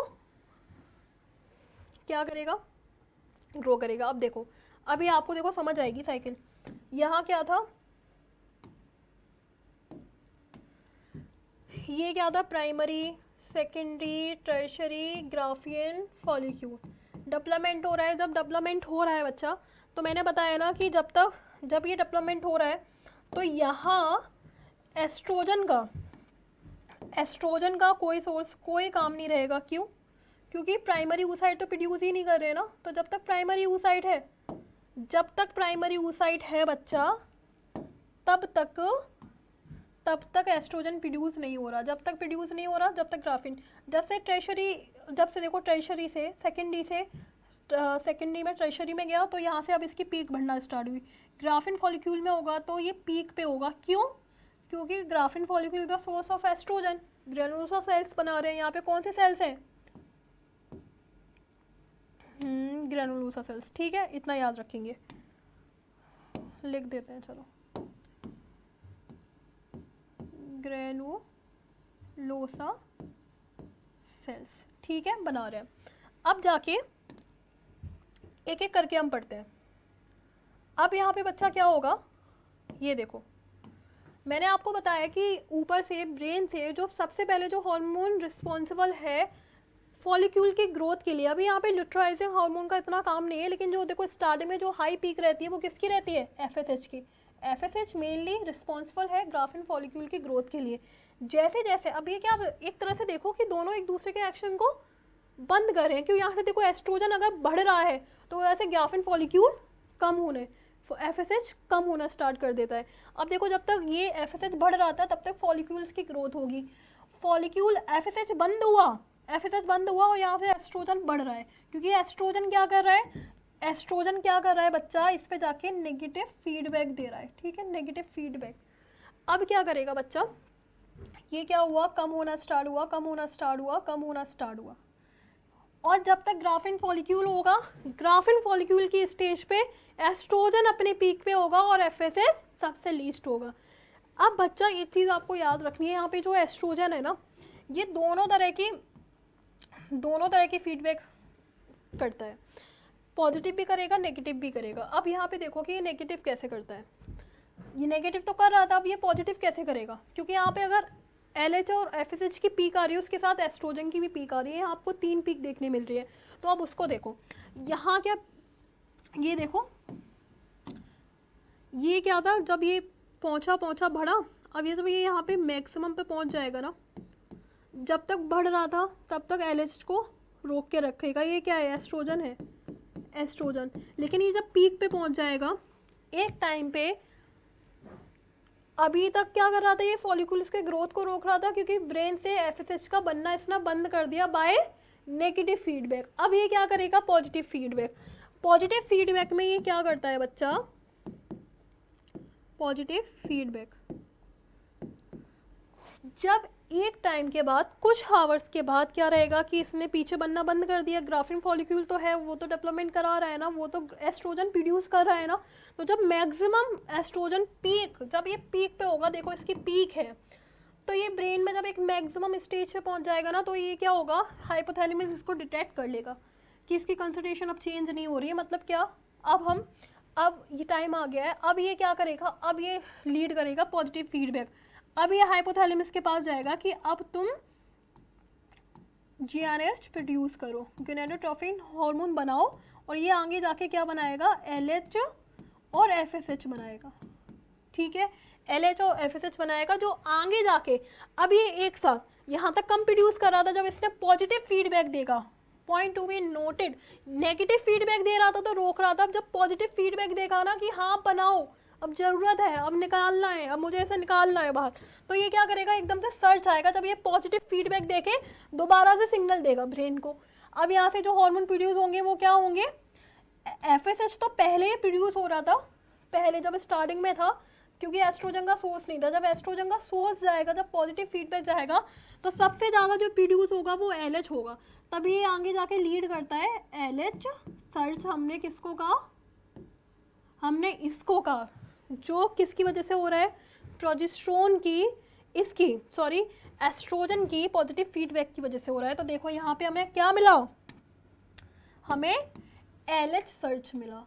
ये क्या है, FSH तो प्रोड्यूस होगा, लेकिन उससे ज़्यादा क्या होगा, अभी तक देखा था आपने LH का इतना ज़्यादा रोल नहीं था, लेकिन अब क्या है, लुट्राइज हार्मोन, मतलब कौन सा हार्मोन है वो, प्रोजेस्टेरोन की हमें ये पीक देखने मिली है ना। उसके बाद ये क्या रहेगा, मेंटेन रहेगा। एंड जो दूसरी साइकिल देखो यहाँ कौन सी है, अब देखो यहाँ एक बार टाइम देखते हैं।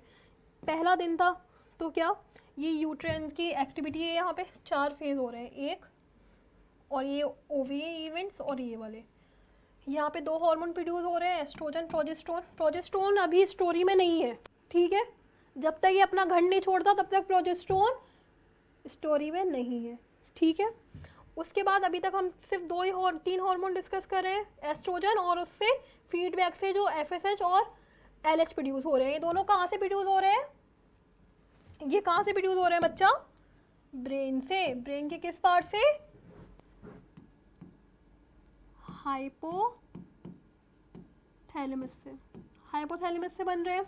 अब ये जाके क्या इसने लीड किया, यहाँ तक अभी प्रोजेस्टेरोन स्टोरी में आया ही नहीं है। LH सर्च आया, LH सर्च आएगा उसके बाद। अब यहाँ पे कोई फॉलिक्यूल तो है ही नहीं ना डेवलपमेंट के लिए। अब फॉलिक्यूल नहीं है ऐसे याद रखो, इधर प्रोजेस्टेरोन का कोई रोल नहीं है। अभी यहाँ पे क्या है, जब कॉर्पस लूटियम ओव्यूलेशन हो चुका है तो किसका रोल नहीं है? FSH का। किसको ग्रोथ कराएगा? किसी का नहीं। इसलिए ये पीक जो आती है वो फ्लैट हमें देखने मिलेगी। उसके बाद देखो बच्चा, हम ना यहाँ ये डिस्कस करते हैं। पहले दिन क्या था? मेंसेस, जो 1 से लेके 3 दिन तक चलेंगे, ठीक है। ये हमने देखा 1 से लेके 3 दिन तक और मैक्सिमम 5 दिन तक। उसके बाद ये डेवलपमेंट होगा, फॉलिक्यूल डेवलप कर रहे हैं मतलब 13 दिन तक ये डेवलप करेगा और 14 डे पे 13 दिन पे डेवलप करेगा, ठीक है। 10 दिन तक होता है इसका डेवलपमेंट, वैसे 10 दिन तक होगा। उसके बाद ये फॉलिक्यूल इस स्टेज में होगा। 13 दिन पे जब इसके ब्लड में एस्ट्रोजन का कंसंट्रेशन मैक्सिमम रहेगा तो वो कौन डिटेक्ट करेगा? ब्रेन। और ब्रेन 14 डे पे हार्मोन प्रोड्यूस करेगा जो लीड करेंगे LH सर्च। ये यहाँ पे कौन सा डे है बच्चा? यहाँ पे डे है 14 डे, 14 डे के बाद क्या होगा कि ओवल्यूशन हो चुका है। अब ये जो सेकेंडरी, यहाँ से इसने क्या प्रोड्यूस किया? Secondary oocyte। और सेकेंडरी oocyte की जो लाइफ है ना वो सिर्फ 24 आवर्स है, ठीक है। ये 24 आवर्स तक, एक दिन तक वेट करेगा कि और ये स्पर्म आए आगे जाके फर्टाइलेशन लीड हो, इसका सेकेंडरी मियोसिस कंप्लीट हो, लेकिन नहीं आता। जब नहीं आएगा तो अब क्या होगा, ये जो डेवलपिंग कॉर्पस लूटियम है ये यहाँ पे क्या प्रोड्यूस करता है? प्रोजेस्टेरोन। देखो जैसे हम टॉफ़ी खाते हैं ना, जो टॉफ़ी का छिलका रह जाता है, वो जो छिलका है, टॉफ़ी हमने खा ली, टॉफ़ी क्या है? Secondary oocyte। और जो छिलका रह गया वो क्या है? Corpus luteum. जो कॉर्पस लूटियम है वो क्या है? प्रोजेस्टेरोन प्रोड्यूस करेगा जो पीछे रह गया है। देखो जैसे ही कॉर्पस लूटियम स्टोरी में आया, यह हमें क्या देखने मिला? प्रोजेस्टेरोन। और ये प्रोजेस्टेरोन का क्या काम है? देखो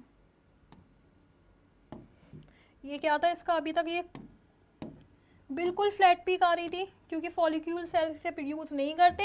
एक बार रिलीज हो गया, सेकेंडरी oocyte बाहर निकाल दिया। अब जो हमें पीक देखने मिलेगी इस टाइम पे आफ्टर 14 डे, ये हमें क्या मिलेगा? प्रोजेस्टेरोन। अब क्या है, ये प्रोजेस्टेरोन रहता है ना, वो प्रेगनेंसी मेंटेन हार्मोन है।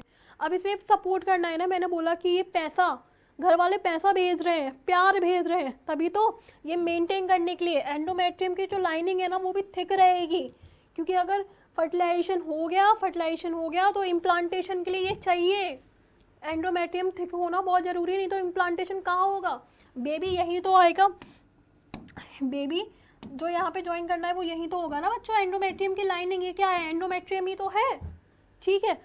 और ये एंडोमेट्रियम के अंदर क्या है? ये ब्लड सप्लाई है, ठीक है। ये जो ब्लड सप्लाई है, यहाँ पे एक चीज़ और रहती है, NCERT में नहीं है लेकिन मैं आपको बताती हूँ क्योंकि यहाँ पे सिक्रेटरी फेज दिया है। तो what is the meaning by the secretary phase? तो यहाँ पे सिक्रेटरी फेज का मतलब है बच्चा, ये जो लाइन है ना, ये यहाँ पे ना कुछ इनमें रहते हैं ग्लाइकोजन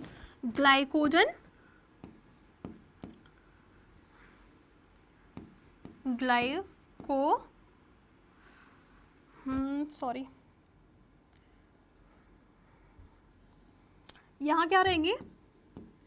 ग्लाइकोजन ग्रेन्यूल्स। जैसे हम कहीं घूमने जाते हैं ना, थोड़े बिस्किट और थोड़े स्नैक्स ले जाते हैं क्योंकि हमें ये रहता है कि रास्ते में भूख लगी तो खा लेंगे। वो तो इमरजेंसी के मतलब होता है कि कुछ नहीं मिला। वैसे ये जो ग्लाइकोजन ग्रेन्यूल्स है ना, यहाँ क्यों है? यहाँ ये है कि अगर प्रेगनेंसी लीड हुई, इम्प्लांटेशन हो गया, तो एंडोमेट्रियम उस बच्चे को खिलाएगी क्या? एनर्जी कहाँ से लाएगी? तो वो एनर्जी का सोर्स जो रहेंगे इस टाइम पे वो रहेंगे glycogen granules, the instant source. क्योंकि आपको पता है glycogen is the storage form of glucose in our body, जो आगे जाके ग्लूकोज में कन्वर्ट हो जाएगा और ये सप्लाई करेगा, फूड की तरह काम करेगा। तो देखो ये मेंटेन है, उसके बाद मेंटेन है 14 डे पे। जब ओव्यूलेशन हो जाएगा, इसे पता चल गया कि हाँ ओव्यूल बाहर निकल आया है, अब इसका टाइम हो गया अपने पार्टनर से मिलने का, तो क्या होगा कि इसको क्या जो उसकी पूरी जो ये तैयारी चल रही है कि अगर इम्प्लांटेशन हो गया, बेबी का फॉर्मेशन हो गया, कि उसको कहाँ बिठाएंगे, गेस्ट आ रहे हैं घर पे तो उनके लिए जगह तो हो, अगर गेस्ट आएंगे तो उनकी ये तैयारी चल रही है। जो पीछे फैमिली छोड़ के आई है वो क्या बनाएगा, कॉर्पस लूटियम। कॉर्पस लूटियम क्या बनाएगा, प्रोजेस्टेरोन का सोर्स है, ये क्या है, प्रेगनेंसी हार्मोन है। उसके बाद ये क्या पीक पे कब होगा, 23 डे पे, ठीक है 23 डे पे। इसलिए जो फीमेल बॉडी होती है, जो मैक्सिमम चांस रहता है फर्टिलाइजेशन का, वो क्या रहता है, आपका जो ओव्यूलेशन है उससे 13 से लेके 17वें दिन तक सबसे हाईएस्ट चांस रहते हैं फर्टिलाइजेशन के, क्योंकि यही ओव्यूल यहाँ पे हो सकता है, अगर मैच कर गया तो फर्टिलाइजेशन लीड कर जाएगा। इधर तो है ही नहीं, है ना। 3 फेज है, menstrual phase, follicular phase and luteal phase, ठीक है। तो फॉलिकुलर फेज में तो सिर्फ डेवलपमेंट चल रहा है, सेकेंडरी oocyte निकला ही नहीं है, तो फर्टिलाइजेशन होगा कहाँ से, ठीक है। अगर आप किसी सेक्सुअल एक्टिविटी में है भी, पॉपुलेशन हो भी रहा है, तो है ही नहीं अगर स्पर्म बॉडी में आएगा भी। इसके बाद क्या होता है, इसकी डेथ हो जाती है, ये डीजनरेट कर जाता है, डीजनरेट कर जाता है 24 घंटे के बाद अगर तुम आए तो क्यों ही आए, ठीक है, डीजनरेट कर गया, उसके बाद भी नहीं फर्टिलाइजेशन लीड होगा। ये क्या रहेगा, अब देखो रिग्रेसिंग, इसका ये दुख रिग्रेस कर रहा है कि तुम क्यों गई, ठीक है, ये गई, प्रोजेस्टेरोन है। उसके बाद क्या हुआ, ये डीजनरेट करना स्टार्ट कर जाएगी, डीजनरेट करना स्टार्ट हो जाएगी। ये कब तक मेंटेन रहेगा, ये 7 डेज तक, 7 डेज तक मेंटेन रहेगा। मेंटेन करने के बाद ये क्या होगा, यहाँ से कुछ सोर्स ऑफ एस्ट्रोजन भी प्रोड्यूस करता है, यहाँ होना प्रोड्यूस होना स्टार्ट हो जाएगी।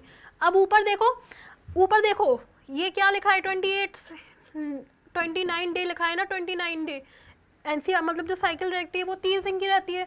तो 30 दिन की साइकिल में अब ये नहीं आया तो यहाँ से मेंसेस स्टार्ट हो जाएगा, मेंसेस स्टार्ट हो गया।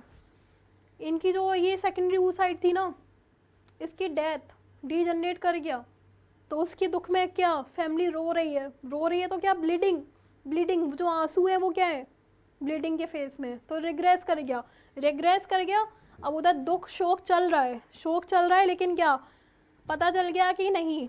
अब एक बात बताओ, हाइपोथैलेमस को कैसे पता चलेगा कि यूट्रस में इम्प्लांटेशन हुआ है या नहीं हुआ। इम्प्लांटेशन होगा तो एफएसएच का प्रोडक्शन नहीं होगा, है ना।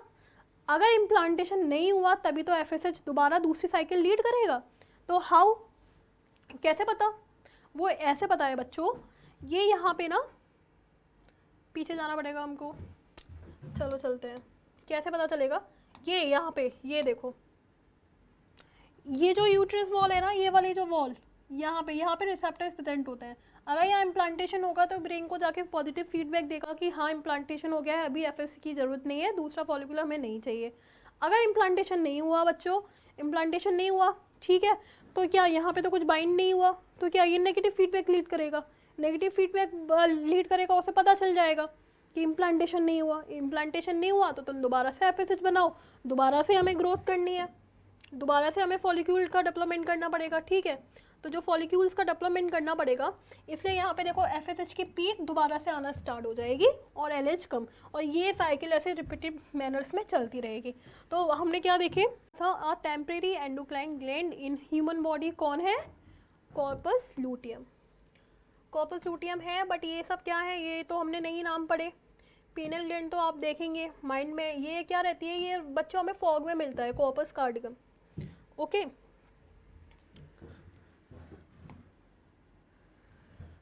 सो थैंक यू। बट एक बार हम पीछे रिवाइज कर लेते हैं कि हमने आज कितना सब कुछ पढ़ा, ओके बच्चा। चलो एक बार ऊपर से देखना स्टार्ट करें, फिर हम लेक्चर ख़त्म करेंगे। चलो सबसे पहले हमने देखा फीमेल रिप्रोडक्टिव सिस्टम, जो हमने लास्ट क्लास में पढ़ा था उसको हमने रिवाइज किया। हमने डिवाइड किया, पहला पार्ट क्या था, नेसेसरी, सेकंड था एसेसरी। जो प्राइमरी जो नेसेसरी पार्ट था उसको हमने प्राइमरी सेक्स ऑर्गन बोला, जो क्या बना रहा था, ओवरी था। ओवरी क्या प्रोड्यूस कर रहा था, ओवा प्रोड्यूस कर रहा था। उसके बाद हम जब गए एसेसरी पे तो हमने उसको 3 पार्ट में डिफ्रेंशिएट किया। पहला क्या किया, डक्टस सिस्टम में, जिसमें फैलोपियन ट्यूब, यूट्रस और सर्वाइकल एंड वजाइना को रखा, या वजाइना और ऐड कर लो, ठीक है बच्चा। उसके बाद हमने जब देखा तो एक्सटर्नल जेनाइटेलिया में हमने क्या देखा, जिसको हमने वल्वा बोला। उसके बाद क्या था, एसेसरी ग्लैंड थी जिसमें मेमरी ग्लैंड और बार्थोलेटिन ग्लैंड आई जो, ठीक है।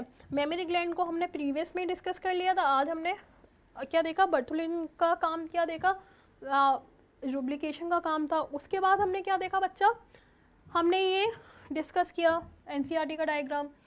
जो ये रिप्रोडक्टिव सिस्टम है ये क्या पेल्विक रीजन में प्रेजेंट है, पेल्विक रीजन में। उसके बाद हमने इसको डिफ्रेंशिएट किया कि किस तरह से जो ब्रॉडर लिगामेंट था उसको मीजोवियन का, इसको ओवेरियन, ये क्या होगा ओवरी। पता है ये जो ओवरी इस तरह से प्रेजेंट रहती है, ओवरी इस तरह से प्रेजेंट रहेगी, और ये जो फिम्बरी है ना इसके ऊपर इस तरीके से मूवमेंट रहता है, इसको डिटेक्ट करती है कि कब ओवल्यूशन हो, कब मैं इसको कैच करूँ, ठीक है। नहीं तो इसको पता कैसे चल रहा है, इसको रास्ता। और यहाँ पे एक चीज़ और थी, यहाँ पे हमें जो लेयर देखने मिलती है ना, ये वाली जो लेयर है ना बच्चा, ये क्या है, सीलिएटेड इपिथीलियम। क्योंकि ये सीलिया क्या रहती है, मूवमेंट में हेल्प करते हैं सेकेंडरी oocyte का, कि यहाँ तक पहुँचेगी कैसे, तो इस रास्ते को बनाते हैं, ठीक है। तो हम यहाँ ये ऐड कर लेना, ये क्या है, सीलिएटेड इपिथीलियम, ठीक है। ये सीलिएटेड इपिथीलियम थे जो क्या लीड करेंगे, इसको यहाँ तक पहुँचाने का काम करेंगे। हमने ये डिस्कस किया, इसको हमने डिवाइड कर दिया, बर्थ कैनाल हो गया, यूट्रस हो गया। उसके बाद हमने क्या देखा, इसकी हमने लेयर्स देखी, 3 लेयर मिल रही थी, पेरीमेट्रियम बाहर वाली, मायोमेट्रियम बीच वाली, एंडोमेट्रियम अंदर वाली। तो जो एंडोमेट्रियम था उसको 2 पार्ट में डिवाइड किया, स्ट्रेटम बैसिलस और स्ट्रेटम फंक्शनलिस। फंक्शनलिस की क्या होती है, जो मेस्ट्रोसाइकिल आती है तो उसमें जो रैप्चर रहती है, जो ब्लीडिंग फेस को लीड करती है, उसमें कौन रैप्चर हो रहा होता है, कौन, स्ट्रेटम फंक्शनलिस, ठीक है। और ये पेरीमेट्रियम, मायोमेट्रियम क्या थी, स्ट्रॉन्गेस्ट मसल्स थी, स्ट्रॉन्गेस्ट मसल्स है फीमेल बॉडी में, जो क्या स्मूथ मसल्स का टाइप है, जो आगे जाके डिलीवरी में हेल्प करेगी। उसके बाद हमने क्या देखा, एक्सटर्नल जेनाइट एरिया में हमने ओपनिंग्स देखी। पहली ओपनिंग जो ऊपर मिल रही थी वो यूरेथ्रा की थी, जिसे हमने यूरिटरी मीटस का। सेकंड जो थी वो क्या थी, वजाइना, जो किसकी ओपनिंग थी, यूरेटस की। और उसके नीचे जो हमने देखा वो क्या था, एनस। इन दोनों के बीच के जो मिलने वाली जो डिस्टेंस है ना, इसको हम पेरिनम बोलते हैं, ओके। उसके बाद क्या रहा, हमने क्या देखा बच्चा, ओवरी का पार्ट देखा। पूरे ओवरी को हम क्या बोलते हैं, स्ट्रोमा। अंदर जाके देखा तो 2 पार्ट में डिवाइड किया, first is medulla, second is cortex. Cortex region में हमें ओगोनियम देखने मिले, ठीक है। और अंदर वाले रीजन में हमें क्या देखने मिलेंगे, ब्लड वेसल्स, लिम्फेस सिस्टम। और ये किसके बने होते हैं, स्मूथ मसल्स के। हम इसको मूव तो नहीं कर पाएंगे, मूव नहीं कर सकते। और जो उसकी लेयर थी वो किससे बनी हुई थी, जेमिनल क्रोवाइडल इपिथीलियम। उसके बाद हमने क्या देखा कि ओवरी क्या बना रही थी, जो इसका एवोक्राइन पार्ट है वो ओवा प्रोड्यूस करेगा, सेकेंडरी oocyte आगे जाके बनेगा, और उसके बाद अगर फर्टिलाइजेशन हुआ तो ओवम एंड देन फीटस। और जो एंडोक्राइन पार्ट था वो 4 तरह के हॉर्मोन्स बना रहा था। फर्स्ट इज प्रोजेस्टेरोन जो प्रेगनेंसी मेंटेन करता है, एस्ट्रोजन जो secondary sexual character, and the main role of oestrogen is menstrual cycle. उसके बाद क्या था, रिलैक्सिन। रिलैक्सिंग का क्या काम है, ये रिलैक्स करता है मसल्स को, और पेल्विक ग्लैंडल की जो मसल्स है उनको eight the time of child birth. उसके बाद था इनहिबिन, फीमेल बॉडी में मेल कैरेक्टर्स को सप्रेस करेगा। देन क्या था बच्चा, हमने कुछ क्वेश्चन डिस्कस किए, ठीक है। ये सब आपको कल रिवाइज करके आना है। देन हमने ये क्या देखा कि विद रेफरेंस टू oogenesis और मेस्ट्रोसाइकिल, प्यूबर्टी के टाइम में फीमेल में क्या क्या चेंजेस आते हैं। उसके बाद हमने डिस्कस किया oogenesis। oogenesis के 3 फेज थे, मल्टीप्लिकेशन फेज और ग्रोथ फेज और मैचुरेशन फेज। मैचुरेशन फेज में हमें मियोसिस देखने मिलेगी, और मल्टीप्लिकेशन फेज में हमें माइटोटिक देखने मिलेगी जो इक्विटेशनल डिवीज़न है, और मैचुरेशन फेज में जो रिडक्शनल डिवीज़न है। और ये जो मियोसिस थी वो 2 पार्ट में डिवाइडेड थी। मियोसिस 1 जो eight the time of puberty complete होगी, जिसमें प्राइमरी oocyte सेकेंडरी oocyte में क्या हो जाएगा, कन्वर्ट हो जाएगा। मियोसिस 2 कब कंप्लीट होगी, जब स्पर्म आएगा सेकेंड, यहाँ अपना क्या सेंट्रियोल क्या करेगा, डोनेट करेगा, और फर्टिलाइजेशन लीड होगी। तो यहाँ पे पहली पोलर बॉडी क्या बनेगी, मियोसिस 1 में, और सेकंड पोलर बॉडी कब बनेगी, मियोसिस 2 में बनेगी, ठीक है। Meiosis 2 at the time of fertilization. अब यहाँ पे क्या था, ये जो हो रहा था वो हॉर्मोन्स के इन्फ्लुएंस में हो रहा था, और ये किसके इन्फ्लुएंस में हो रहा था, रिसोर्सेज। इसको कमी थी सेंट्रियोल की, हॉर्मोन्स तो थे लेकिन ये रिसोर्सेज की कमी से हो रहा था, सेंट्रियोल नहीं था इसके पास। उसके बाद हमने डेवलपमेंट देखा कि जो oogenesis है वो फीटल लाइफ से स्टार्ट हो जाता है, जब मदर की वूम में जब फीमेल फीटस होता है उसी में स्टार्ट हो जाता है। और किस कंडीशन में जाके रुकेगा? प्रोफेज 1 में जाके रुक जाएगा।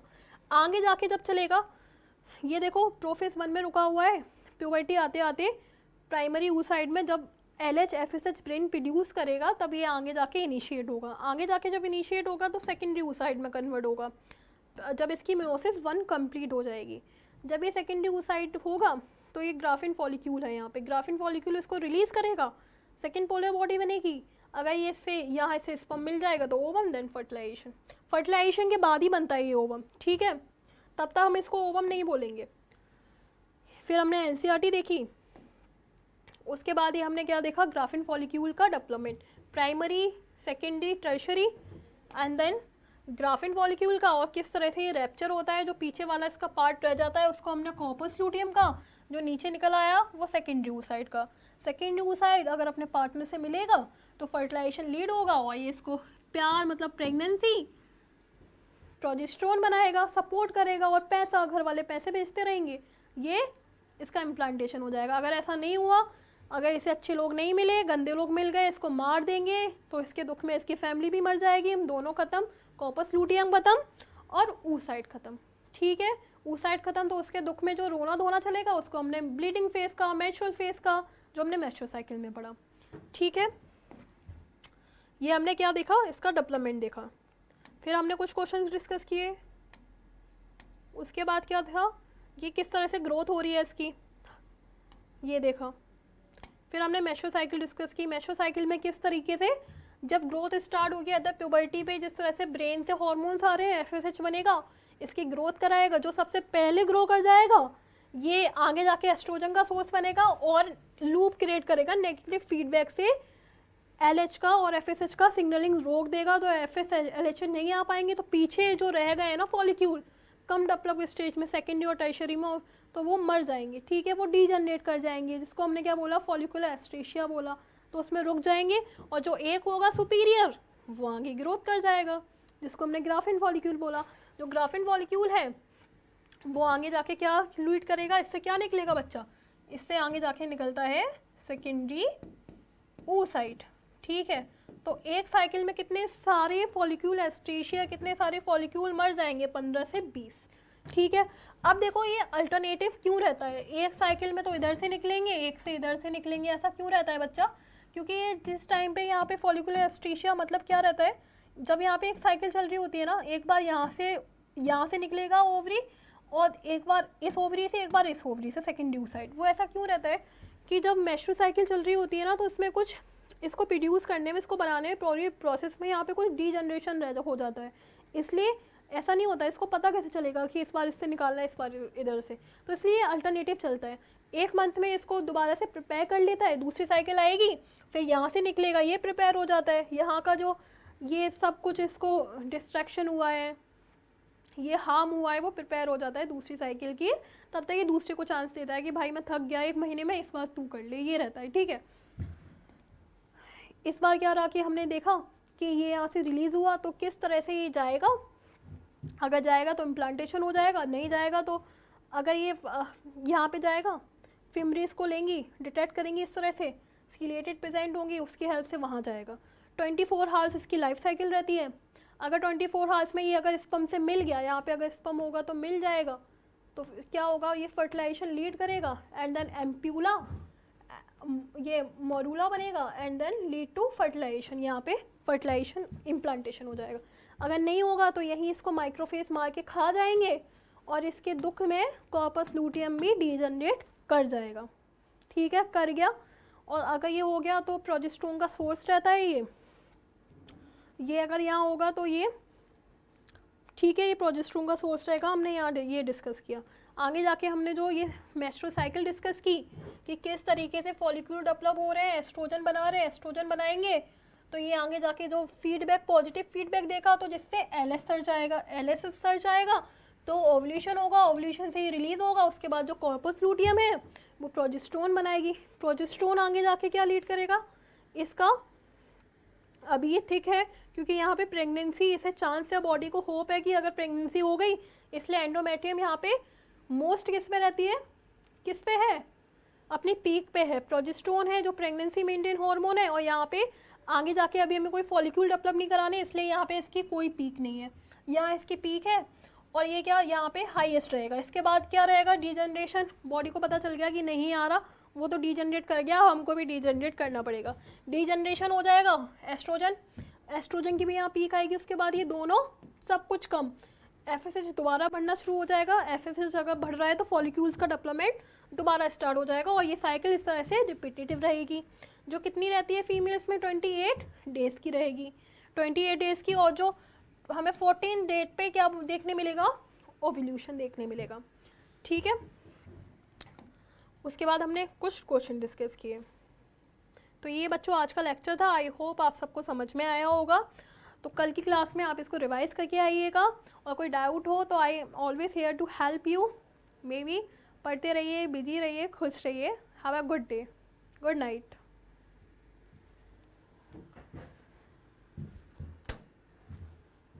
Thank you.